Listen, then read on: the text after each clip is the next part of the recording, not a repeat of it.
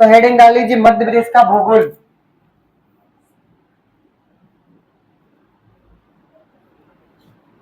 मध्य प्रदेश का भूगोल।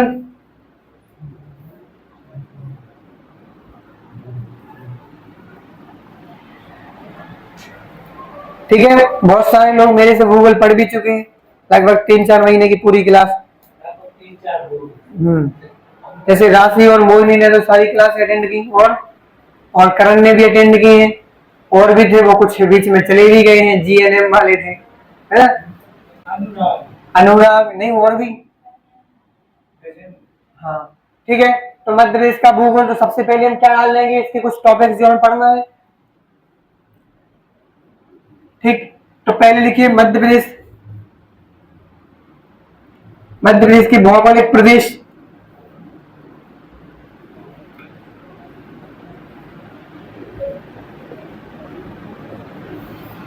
ठीक है, इसके बाद पढ़ेंगे मध्य प्रदेश की भूगर्भिक स्थिति। सब में मध्य प्रदेश आगे आएगा, वो छोड़ देना, भूगर्भिक स्थिति।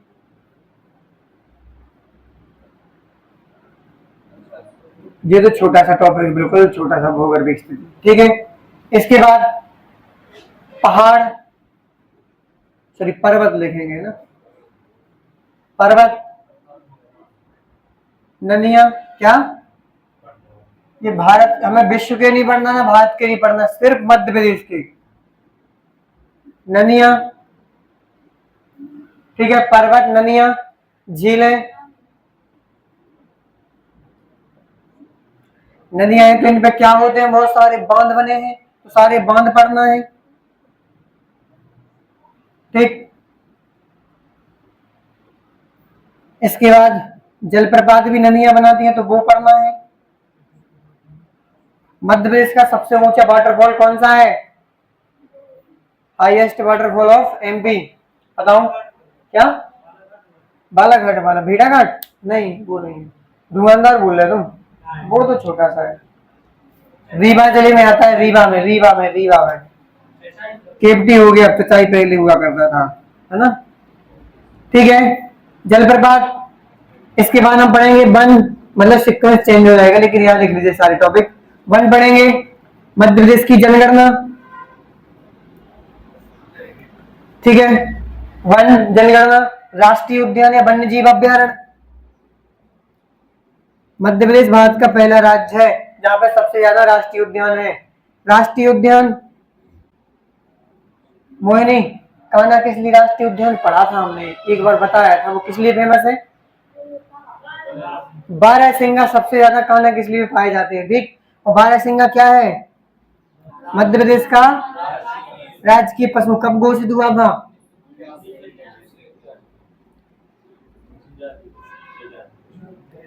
विनोद क्यों नहीं आए, क्यों, बढ़िया। वन्य जीव अभ्यारण्य, ठीक, हाँ मिट्टी, ठीक, और जलवायु, मिट्टी, जलवायु, ठीक है, ये मेन टॉपिक है। ठीक, इसके अलावा कुछ छोटे बचे कुछ टॉपिक होंगे, वो भी हम कर देंगे साथ में। ठीक है, हो गया सभी का नोट,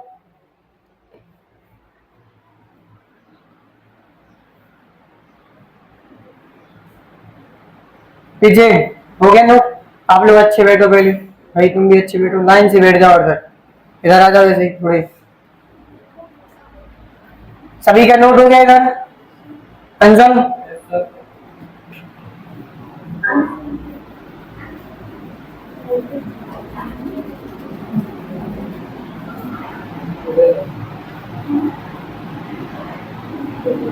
यहाँ पे जो आपने भौतिक भौगोलिक प्रदेश लिखा है, इसी को आप भौतिक प्रदेश भी लिख सकते हैं ना।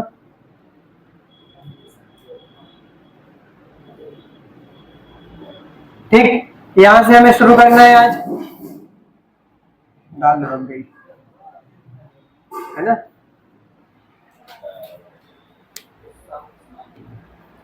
ठीक है, मध्य प्रदेश के भौतिक प्रदेश या भौगोलिक प्रदेश, जैसे हमने भारत का भूगोल जब पढ़ा था ना, बहुत सारे लोगों ने तो पढ़ा नहीं होगा क्योंकि अलग स्ट्रीम के होंगे। लेकिन बहुमत किसका है यहाँ पे? बीए वालों का ही होगा।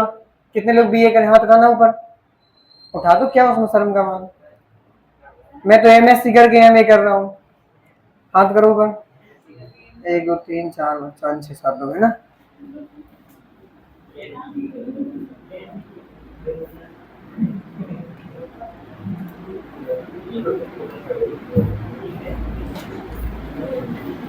ठीक है, तो जब हमने भारत का भूगोल पढ़ा था, वैसे ही भारत को भौतिक प्रदेशों में बांटा था, मोइनीलैंड। हाँ, ठीक वैसे ही हमने भारत के भौतिक प्रदेश देखे थे, वैसे ही हमें मध्य प्रदेश के। अब आप सोचो सर, देखो अगर हम कोई भी वो पढ़े, चाहे भारत का देखें, चाहे विश्व का देखें, चाहे मध्य प्रदेश का देखें, तो अगर आप राजनीतिक दृष्टि से देखोगे तो उसके भाग अलग होंगे। राजनीतिक दृष्टि से हमने इसको किसमें बांटा? संभागों में, जिलों में, मतलब मध्य प्रदेश को। ऐसे ही अगर भौतिक दृष्टि से देखें तो अलग क्षेत्रों में, अगर हम देखें जनजातीय दृष्टि से तो उसके अलग अलग क्षेत्र होंगे। ठीक है, तो ध्यान रखना ये जो है ये भूगोल की दृष्टि से बांटा है हमने सिर्फ। ठीक है, अगर आप दूसरी दृष्टि से देखें तो वो अलग होंगे। जैसे हमने भारत को 4 भागों में बांटा था, कौन कौन से कोई बता सकता है? भारत को 4 भौतिक प्रदेश में बांटा गया है, बताओ। अरे नहीं, वो भाई राजनीतिक दृष्टि से, तुम कहाँ पहुंचे? वो पॉलिटिकल बात चल रही है अभी। अभी हम भूगोल में आ गए। हाँ, जैसे चलो ठीक, एक हो गया प्रायद्वीपीय भारत, बहुत बढ़िया, 4 नंबर दे दिया। एक हो गया हिमालय क्षेत्र, इसको हमने 1 नंबर दे दिया। एक हो गया पश्चिमी क्षेत्र, जो पश्चिमी घाट वाला है ना, बांटा था कि नहीं, इसको हमने एक दूसरा नंबर दे दिया। और एक ये जिसमें ये सारी नदियां आती है ना, इसको भी एक अलग से नाम दिया था, उच्च भूमि शायद। हाँ, उत्तर भारत के में ना, ये इसको तीसरा नंबर मान लिया। तो ऐसे ही हमें मध्य प्रदेश के भौतिक प्रदेश देखना है। भारत को 4 भागों में बांटा गया था, मध्य प्रदेश को 7 भौतिक प्रदेशों में बांटा गया है। ठीक है, सारों की हमें डिटेल पढ़ना है कि इसके यहाँ पे कौन सी मिट्टी पाई जाती, कितनी वर्षा होती, कौन से वन पाए जाएंगे, कौन से जीव जंतु होंगे, कौन से खनिज होंगे, मतलब सभी में सभी नहीं पढ़ना, कुछ में कुछ पढ़ना है। जो वहां फेमस हो, यहाँ का कोई उपनाम है, कोई यहाँ की फेमस विशेषता है। ठीक है, यहाँ की सबसे ऊंची चोटी कौन सी है, यहाँ बारिश कितनी हो रही। ठीक, जैसे उनने क्वेश्चन आ गया कि मालवा प्रदेश की सबसे ऊंची चोटी कौन सी है, मालवा में कितनी वर्षा होती है। ठीक है, मालवा में कैसी मिट्टी पाई जाती है, मालवा में कौन सी फसल होती है, तो ये आपको पता होना चाहिए। बुंदेलखंड में सूखा क्यों पड़ता है ना, पानी नहीं बरसने के कारण। देखिए पानी क्यों नहीं बरसता है, ये बताओ।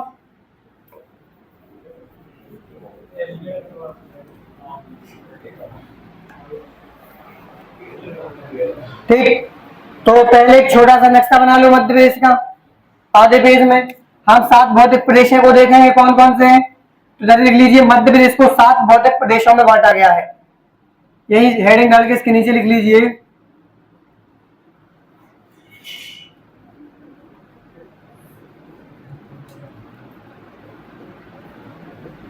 भौतिक प्रदेश या भौतिक क्षेत्र भी लिख सकते हैं आप लोग, वही बात है ना, नहीं तो आप प्रदेश समझो कोई देश है ना। भौतिक क्षेत्र में बांटा गया है कितने? 7। वो कौन कौन से हैं? नक्शा जिला सभी को पता है, मध्य प्रदेश के सारे जिले सभी को पता है कि नहीं? एक बार जिले देख लो, सभी के मुंह से आनी चाहिए आवाज। यहां से देखो, कहां से, ऐसे चलेंगे इस तरफ से, ठीक है, बॉर्डर वाले, तो सभी लोग बोलना, बोलो भिंड, इसके बाद, इसके बाद, उसके बाद बोलो, पढ़े हैं सारे, इसके बाद, इसके बाद टीकमगढ़, इसके बाद निवाड़ी, उसके बाद, उसके बाद फिर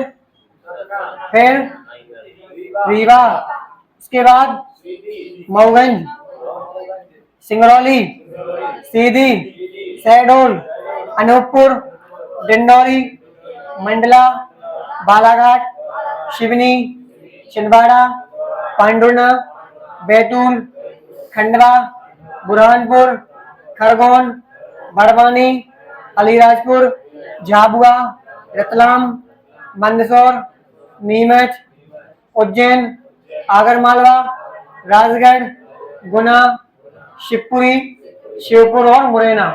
ये बॉर्डर के हैं और ये सारे रोज ऐसे ही करना है यार, ठीक है, नहीं तभी याद होंगे, घर पे तो करते नहीं होंगे, ठीक है। क्या हंस रहे हैं आप लोग? ठीक है, इधर नक्शा बना लो मध्य प्रदेश का एक।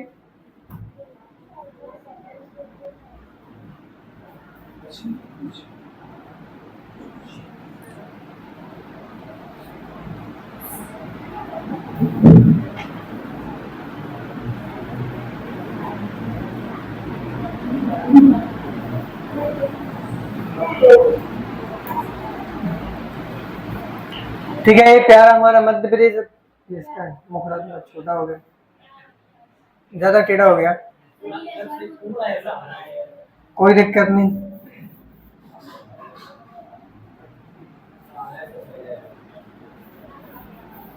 है ना, सही लग रहा थोड़ा।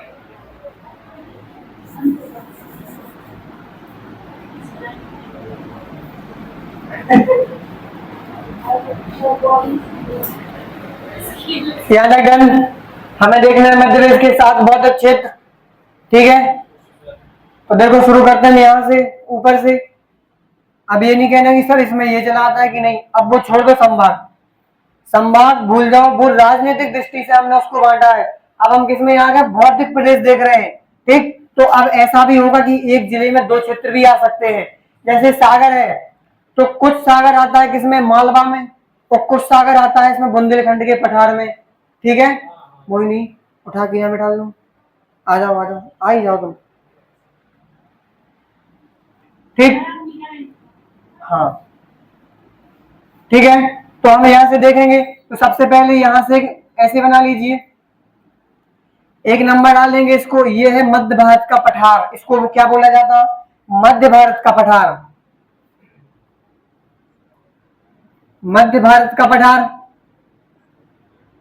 नंबर वैसे नहीं डालिए ना, नंबर की कोई जरूरत नहीं, यहाँ पर कोई भी ऊपर नीचे हो सकता है, ठीक। मध्य भारत का पठार, ठीक। ध्यान रखना इसमें कौन सा जिला आ रहा है, क्या नाम बनानी का, ये कौन सा जिला है, नहीं नहीं, सबसे ऊपर नीमच है, सबसे ऊपर है ना, ध्यान रखना। आपको पता होना चाहिए कौन जिला कहाँ है, ठीक है। सबसे पूर्वी जिला कौन सा है, पश्चिमी, उत्तरी और दक्षिणी बुरहानपुर, ठीक। तो ये हो गया मध्य भारत का पठार, यहां तक क्लियर। दूसरा हम बना देंगे यहां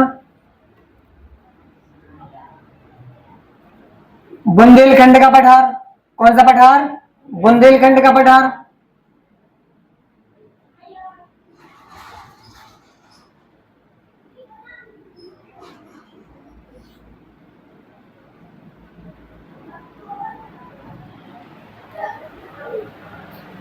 तो कहते ना कि 100 दंडी और एक बुंदेलखंडी बराबर, ठीक है। तो बुंदेलखंड का पठार। इसके बाद सबसे बड़ा जो क्षेत्र है यहां से लेके पूरा, ये है मालवा का पठार, ठीक है। मालवा का पठार सबसे बड़ा है मध्य प्रदेश में, सबसे बड़ा भौतिक प्रदेश।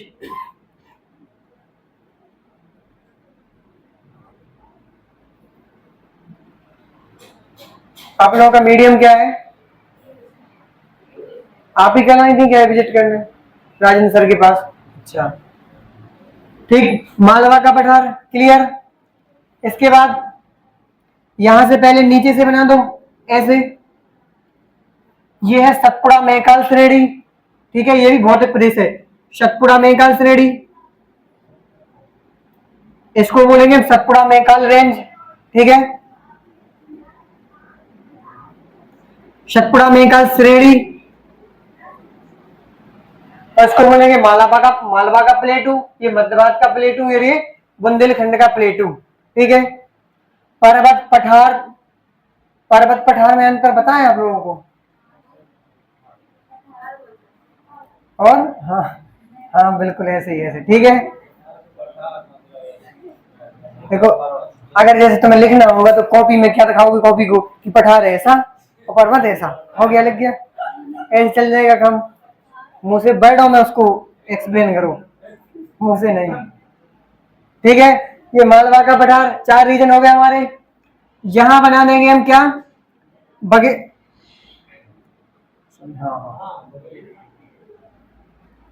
ठीक ठीक ठीक है। देखो इसको बघेलखंड का पठार,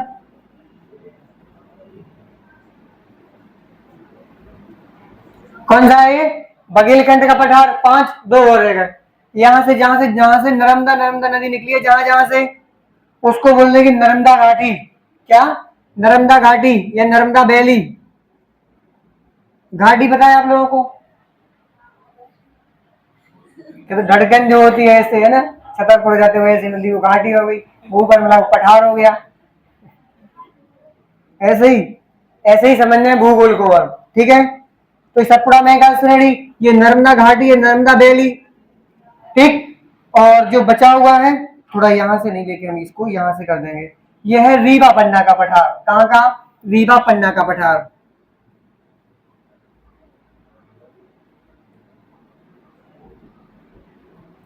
रीवा पन्ना का पठार। 1, 2, 3, 4, 5, 6, 7, ये मध्य प्रदेश के 7 भौतिक क्षेत्र हो चुके, ठीक है। हमें इनको सभी को एक एक करके पढ़ना है, ठीक। मैं कोशिश करूंगा कि आज ही में कंप्लीट हो जाए, ठीक है। सभी का यहां तक डन। कुछ चीजें हम यही लिख लें, जैसे इनका परसेंटेज, कि कितने प्रतिशत क्षेत्र में ये मध्य प्रदेश के फैला है, क्योंकि वहां तो हम लिख लेंगे, लेकिन यहाँ जब सबको सभी को एक साथ में लिखेंगे तो कंपैरिजन से आपको याद हो जाएगा, ठीक। तो देखो यहाँ देखो, सबसे पहले मालवा सबसे बड़ा है, तो इसका क्षेत्र मध्य प्रदेश के क्षेत्र में सबसे ज्यादा होगा। तो इसका क्षेत्रफल है पूरे मध्य प्रदेश के क्षेत्रफल का 28%। इसका है 26%। दो का याद, 28 और 26, 28 मालवा का, 26 नर्मदा घाटी का। यहां तक क्लियर? यहां देखो, बघेलखंड का है 7%। कितना? 7%। ऐसे ही बुंदेलखंड को दे देंगे 7.7%। क्लियर? और मध्य भारत के पठार को दे देंगे अब 10.7%। ये 3 क्लियर। देखो पहले 28-26%, ऐसे ही क्रम में याद करना, ठीक। फिर बघेलखंड को 7, और बघेलखंड के पड़ोस में क्या है? बुंदेलखंड। तो बुंदेलखंड को क्या देंगे? 7, ठीक। अब वैसे ही इसी 7 को भी उठा के ऊपर रख देंगे, ये थोड़ा बड़ा है इसलिए 10 दशमलव, वैसे तो अगर हम देखें ज्यादा डीपली में 10.61% है, लेकिन इसको ओवर एवरेज कितना मानेंगे? 10.7, ठीक। क्या था? क्लियर? अब बचा है क्या? ये और ये, तो ये है 11% मध्य प्रदेश के कुल क्षेत्रफल का, और ये 10.36%। ये इनका परसेंटेज पूछा गया है कि मध्य प्रदेश के कितने प्रतिशत क्षेत्र में मालवा का पठार फैला है, मध्य प्रदेश के कितने प्रतिशत क्षेत्र में बुंदेलखंड का पठार फैला है। ये पूरी परसेंटेज आती है, इसलिए आपको ये सारे याद होना चाहिए। याद है? डन? क्लियर सभी को? तो फर्स्ट है, छोटी सी हेडिंग डाल के अपन लिखते जाएंगे। तो फर्स्ट डाल लीजिए मध्य भारत का पठार, और एक एक करके इनको कंप्लीट करते जाएंगे। हेडिंग में लिखते जाएंगे, क्योंकि इसमें बनेगा नहीं मैप में आपको। हाँ, मध्य भारत का पठार हेडिंग डाल लीजिए। ये लिखना है कि हमें कोई जरूरत नहीं कि कितने क्षेत्रफल में फैला है। कितने? मध्य प्रदेश के कुल भौगोलिक क्षेत्रफल के 10.7% क्षेत्र पर मध्य भारत का पठार फैला हुआ है, ठीक है। अब आपने सुना होगा एक नदी का नाम, जिसका नाम है चंबल। उसी नदी के नाम पर इसका संभाग का भी नाम रखा है हमने, क्या? चंबल। और चंबल एक चीज के लिए है, चंबल नदी में कुछ पाए जाते हैं जिसके लिए पूरे भारत में फेमस है। नहीं, मगरमच्छ का मुंह थोड़ा वो ऐसा होता है, इसमें पूरे में सारे में दांत पाए जाते हैं ना। लेकिन जो घड़ियाल होता है, उसकी वो चोंच ऐसी थोड़ी लंबी सी होती है, फिर यहाँ से दांत पाए जाते हैं। ऐसा होता है घड़ियाल, होता कि नहीं? होता है। तो इस जो चंबल नदी है ना, ये सबसे ज्यादा घड़ियाल के लिए फेमस है ना। इसमें बहुत सारे इनके लिए रिसर्च सेंटर भी बनाए गए हैं, ठीक है, इनके संरक्षण के लिए। घड़ियाल थोड़ा डिफरेंस होता है, उसी की प्रजाति है लेकिन वो, ठीक है। क्या था? डन? ठीक। अब जब एक चीज आप लोग इधर बात क्यों कर रहे हैं, चलो बताओ। जहां नदी पाई जाती है, जहां नदी होगी उस क्षेत्र में कौन सी मिट्टी होगी? बताओ, गलत है तो बात नहीं करना है ना। कौन सी मिट्टी होगी? चलो देखो, जहां जहां आपको नदियां देखने को मिलेंगी, ठीक, क्योंकि नदियां बहती हैं कि नहीं, तो ये अपने साथ क्या लाती हैं? थोड़े थोड़े कंकड़ पत्थर, बालू, गाद वगैरह। तो इससे क्या होते हैं, इनके पार्टिकल धीरे धीरे उनके जो जो मतलब बगल वाला पास वाला रीजन होता है ना, नदी के पास वाला, यहाँ पे धीरे धीरे बाढ़ के दौरान कई बार जमा हो जाता है। तो यहाँ पे कौन सी मिट्टी होती है राशि? नींद आ रही क्या? नींद आ रही? नींद आ रही हो तो पानी पी लो, रखा है, ठीक है। ठीक, तो कौन सी मिट्टी होती है पास में? जलोढ़ मिट्टी। और एक चीज ध्यान रखना, जहां पे होगा पठार, जहां पे नदियां होंगी, वहां कौन सी मिट्टी? चाहे वो भारत की बात हो रही हो, चाहे विश्व की बात हो रही हो, चाहे मध्य प्रदेश की बात हो रही हो, सब जगह ये कॉमन फैक्ट है। ठीक, जहां नदियां वहां जलोढ़ मिट्टी। और जहां पे होंगे पठार, तो पठारों का होता है नदी पानी की वजह से, हवा की वजह से और तापमान की वजह से इनका अपर्दन। क्या होता है? अपर्दन। जहां होता है काली मिट्टी का जन्म। कौन सी मिट्टी? काली मिट्टी या ब्लैक सॉइल। और जहां जहां काली मिट्टी होगी वहां वहां क्या बोएगा? क्या बोएंगे हम? कपास बोएंगे और सोयाबीन और मूंगफली। हाँ, काली मिट्टी में मूंगफली वो बोते हैं, लेकिन इनकी उत्पादक क्षमता इसमें बहुत ज्यादा है। आपने महाराष्ट्र का नाम सुना है, आपने गुजरात का नाम सुना है, यहाँ भर भर के काली मिट्टी पाई जाती है, और मूंगफली का उत्पादन देख लेना, है ना। मूंगफली, कपास, ये कहाँ होते ज्यादा? यही गुजरात महाराष्ट्र में, ठीक है। मूंगफली होती है, तुम वो अपना छोड़ दो कि हमारे खेत में नहीं होती। एक वो छोड़ दो है तो सारे फेस अभी देखा फैसिलिटी है ना।